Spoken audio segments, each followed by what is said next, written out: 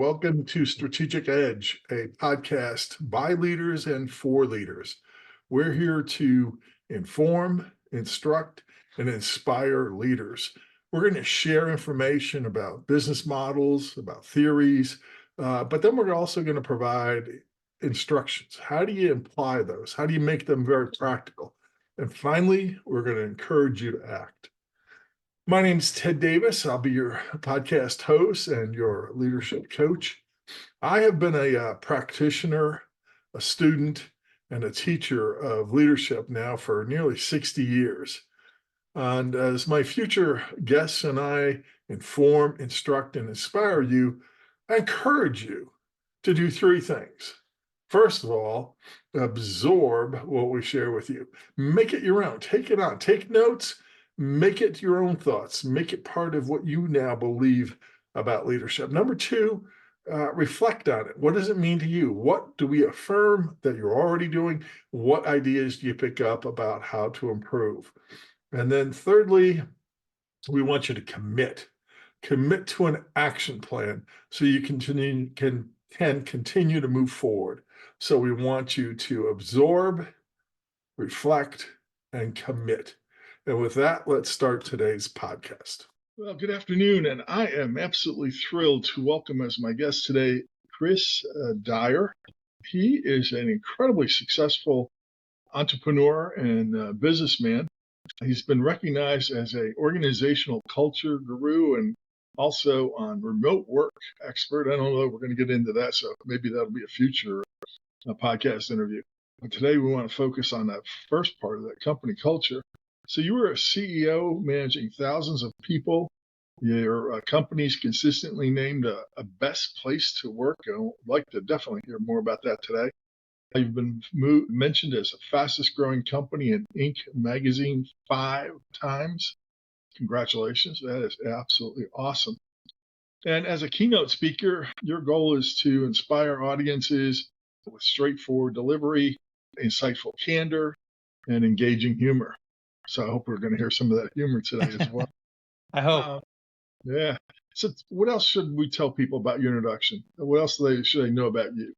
Well, I'm very curious about why people do what they do. So I think a lot of my work is, why do people choose to make that decision that works out well? And why do they choose to make that decision that doesn't work out well? Or why does this team work so well together? And why do these people not work so well together? Like that stuff, I get really fascinated about that. And so that's really the point of where I started. And that turned into me learning about all these other things that now are kind of a part of what I go in and speak to companies about, work with companies on.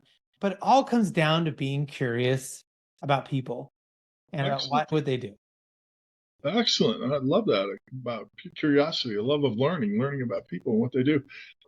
As I mentioned, you've been mentioned or awarded best place to work, and it was 15 years in a row. So tell us about that. 15 years in a row of best place, and then also 5 times fastest growing. Well, there was a day that I realized our culture was totally broken. And I also realized that it was my fault. And it was from that moment that I really worked to change the culture, got really curious about what we were doing well, what we weren't doing well. Instead of just trying to lead through tasks and lead through every decision, I needed to be more strategic and really help my people be able to make better decisions on their own, have the freedom to figure out things and get the work done without me. If that needed to be, not that they were on their alone, I wasn't ever going to help them, but they needed to be able to be empowered and understand how to make decisions that I was going to be happy with, whether or not I was there at that moment. And from that point forward, that was when we started winning awards for best place to work. That was when we started growing massively. And prior to that, we didn't grow quickly and we didn't ever win any awards, and no one ever talked about us and no one ever wrote about us because we were terrible at it. I was running the company like, you might run a sports team, or, it was kind of a family environment, as opposed to running a high performing type culture where we put people first profit is important, but we put our people first. And that was the big difference. Excellent. And so that led to both growth and for it to being a great place to work. Now, is all this change or all this empowerment of people based on your belief in or your leadership model, appreciative inquiry? Yeah, so appreciative inquiry was a really big piece of the puzzle. And so if people don't know what that is, this is a version of psychology where they have proven through the psychology model that this works better than anything else. And what's really interesting is that neuroscience has also figured out this exact same thing by studying the brain.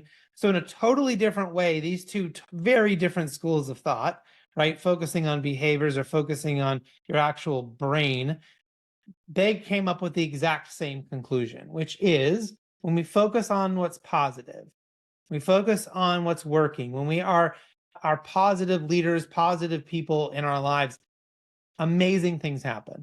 When we focus on the negative all the time, and that's the first place we go, we are miserable, we are unhappy, and we don't get the success that we want. And so appreciative inquiry is on a simple end, it's about saying yes, it's about being curious, it's about trying to understand what's working. On a very complicated level, there's a whole framework about how do we discover what's working, how do we dream about making it better, how do we design our work so that we can amplify that, and then ultimately, how do we live that destiny of where we want to be? The example I always love to give people, let's assume you had 10 people on your sales team, and there's 2 that are killing it. They make their number, they're gold, right? And you got, I don't know, 4 or 5 or something. Let's say you got 5 in the middle, doing okay. And then you got 3 left that are not making their number and they're struggling. Well, what most people do is they go and they start micromanaging those 3. They put them on performance, plans, put on pips. They're on every email. Your manager's going to be in every meeting you're in. They are all over them. And how many times does that actually work? What actually ends up happening is those people quit, they get fired, nothing ever changes. Appreciative inquiry says, let's go get really curious about why those 2 people are making their number. Why are those 2 people such good salespeople? And can we figure out what they do and what makes them tick and why are they successful? And then teach the rest of the sales team. Now, may you still need to fire somebody? Will somebody still not perform? Sure. But at least you told them how to do it well. At least you provided them the secret, right? As opposed to micromanaging them, which is never going to work. And what we see is that we get better. The whole team got better by knowing what those top 2 performers were doing, as opposed to just trying to get 3 people to be better. Hopefully that makes sense. Absolutely. And I love your example. I think it highlights the steps. If I understand the steps correctly, and you can expound on these. The first one was discover, as you said, what are the other 2 doing well? And that's kind of the discovery phase, looking at all that is. And then dream is, I understand, the second one, envisioning what those are, followed by design, getting everybody engaged, as I understand it, getting everybody engaged in the design of the new way of doing it, the better culture, and then the destiny, sustaining it, letting people come together. Does that summarize it accurately? It does. And so I had a client recently and we went in and had this exact same discussion. And we went to their top salespeople, and one of their top salespeople was kind of an enigma. It was hard to kind of really figure it out. But the other 2, they had gone and hired their own personal assistants in the Philippines to handle all of their little tasks, all the little busy work that they didn't want to do. They literally paid out of their own pocket somebody else to go make entries into Salesforce and to go do all these little things that they were asked to do all day long that were dragging them down. So really interesting, they didn't communicate that back to the company. They just went and outsourced all the junk. So I went back to the CEO and said, what do you want to do? And they said, well, what do you suggest? I said, I suggest you go get virtual assistants for every single one of your salespeople. Those 2 people are, you can go hire some people from the Philippines for inexpensive and put them on. And now your salespeople can spend all their time closing and calling and developing new leads. And you still get what you want, which was keeping Salesforce up to date and all these tasks. And they are now 800% over their pipeline goal right now by doing that. That's awesome. But as you said, there are going to unfortunately be a few people that Yeah. don't want to, as my sister-in-law says, they don't want to catch the clue train. Yep. They don't want to get on that. So, is there still a place in this method where you would use performance improvement programs or any other uh, methods to try to entice people to come on board before Right. you let them go? So the design part is, hey, we went and figured out what's working. And we know if you do X, Y, and Z, you're going to be successful. And we can see you're not doing X, Y, and Z. So the design part is, hey, we need you to do X, Y, and Z. And how do we figure out how to help you get there? And we want you to do that. And that's the destiny part. How do we put this, design it so you know how to do it, but then put in the reinforcement and the processes to make sure that you do it. And it's at that point, if they don't want to do X, Y, and Z, and we know that's what makes people successful, then they got to go, right? They're not the right person for you. But that is very different than micromanaging them and being on every email and in every call and trying to force them and manipulate them and trying to turn them into something that they're not, as opposed to, hey, let me show you the here's the golden goose. Here's how you do it. Now you still get to go do it and figure it out yourself. You still have the autonomy to do it. I'm not going to micromanage you. And it is very rare that happens, but it does happen sometimes that someone's just the wrong person in the wrong role. Now, when you go in as an engagement with a company, um, how do you go about introducing this? Do you get resistance? How long does it take to get this process underway with a new company that you're working with? Yeah, I mean, the longest part is figuring out what's working. So when we identify whatever it is they want to get better at. So, I mean, the first thing I'll say is what's working. Let's identify all the things in the company where it's working. And then, okay, are we going to now focus on an area we want to improve? Notice the change in language, not the problem. Where do we want to get better? So that's a part of the language that we're not putting anybody down. We're not saying this is a problem. We're saying, hey, we want to get better. Who doesn't want to get better? Right? I mean, maybe 1% of your employees might say they don't want to get better. And the other ones you're probably going to get rid of. Everybody else says, of course, I'd love to get better. Of course, I would love to be able to do better. So we put that in place. And then we spend a lot of time figuring out what is it that is going to be good. The dreaming and designing can take time. When we actually put it into place, it's very quick. I can count on one hand how many times I've had resistance to any of that. I mean, we are heavily involving all of the employees that impacts in those conversations. This is not the senior team going off on some retreat and coming back a week later and now changing the whole playbook without involving anybody. We're talking about real conversations, really figuring it out and letting everyone be a part of that process so we come up with, again, a design that's going to work. So resistance is not usually something we ever have to worry about. Very good. That's excellent. So, appreciative inquiry, as I understand it, is one of your 7 pillars for building out a culture and so forth. So, please tell us about your 7 pillars model. Yeah. So when I was figuring out what made a great culture, I was a little frustrated because there wasn't a framework. There wasn't like a book I could take off the shelf and just say, go do this and I'll have a great culture. There were pieces all over the bookstore, but there wasn't a book. And so I decided to put a framework together. Eventually that became a book. There's now a second edition out. In fact, I'm going to be announcing this week, the Audible version is finally ready. And so I do hundreds of podcast interviews with top executives, top leaders, all the books that I read, and creating this sort of base of knowledge. I discovered there were 7 things that the best cultures always did. So the appreciative inquiry fits under the positivity pillar, but we also have transparency. So are we sharing as much information with our people as possible? The more you share, the better off we are. The better decisions that other people can make. The more they understand why we're doing what we're doing, the more they understand where we spend our money, how we make our money. It's amazing the ideas that started coming to my desk that I never got before when we started telling people, sharing our P&L, talking about how's the sausage made essentially, and people all of a sudden have all these great ideas because they didn't know before. And it wasn't all up to me as a CEO to have to figure everything out. We have measurement as a pillar. Google's a great example. They're fantastic measures.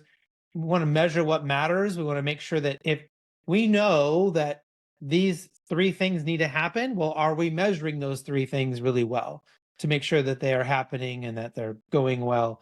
I mean, if a customer has a great experience with a customer service agent and that turns into like another 18 months of them being a client, are you measuring your customer service? Are you measuring that, your tickets and that whole process? If you know what matters, are you measuring it? And then we have uniqueness, celebrating what makes us unique, not what makes us the same. And this is from everything from your people and who you hire, and from a DE&I perspective, all the way to what your marketing team does and how they talk about your product or service. So you should be thinking all the time about what makes us special, what makes us unique, what is it we're doing that our competitors aren't doing. How we deal with mistakes is another pillar. We want to be a culture where we make a mistake and we learn from it and we come together and we talk about it and we figure it out and we decide how we're going to do better next time, as opposed to the boss yelling and screaming and everyone's ducking for cover and hoping no one gets fired. That's a really big difference in those types of cultures. The next one is recognition. So great cultures know how to recognize their employees in a great way, that they say thank you and they show that they care by recognizing them in a great way. I talk in the book about different strategies, but I don't believe you need to give people little raises or Starbucks gift cards. That's not recognition. Recognition is, I see you. Thank you for doing that. Like that means more than you sending me some $10 gift card because a client sent a nice note about me. So people just want to be recognized. And then the last one, I think I've remembered them all, is listening. Great cultures know how to listen to their clients, listen to their employees. They have processes in place. And one of the big ones that I talk about in the book is a 1 question-a-week strategy. So instead of the annual survey, which is one of the stupidest inventions that the humans have ever done, why don't we ask our employees 1 question every week? Why don't we get a little bit of information all the time and then go back to them next week and say, here's what I heard, here's what I'm going to do with this information, here's how we're going to get better, or here's, maybe it's a positive question. I ask tough questions, I ask positive questions. And at the end of every month at our all staff, I would also talk about all those questions we asked during the month, again, what we're going to do about it, again, what we heard. So they're getting constantly hearing from leadership, we hear you, we're doing something about it, we care, and we're not going to wait a whole year to ask you what you think and to make changes, but by then it's too late. I will say, for anyone who's listening, if you text 33777, you send my name, Chris, I will happily send you a list to get you started of like 50 of those questions. If you're interested in doing that, I've got a pre-made list to kind of get you started.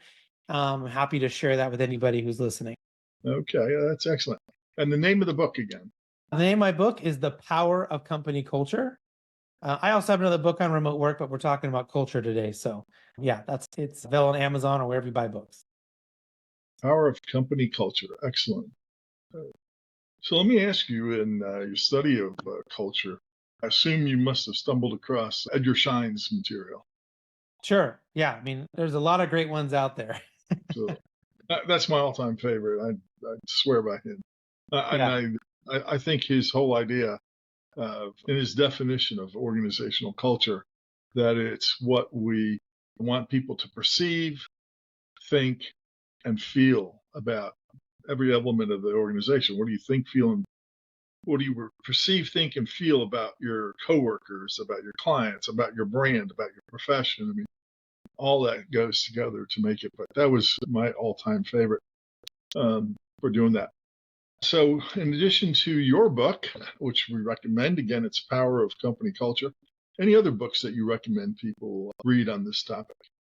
Yeah. And I do a book club every month with a lot of business executives and business owners and HR people. And so these are ones, I'll give you a couple that the group really loves. So it's not just my favorites, but this was the favorite of a lot of people that kind of care about this stuff. One book I read was called 4,000 Weeks.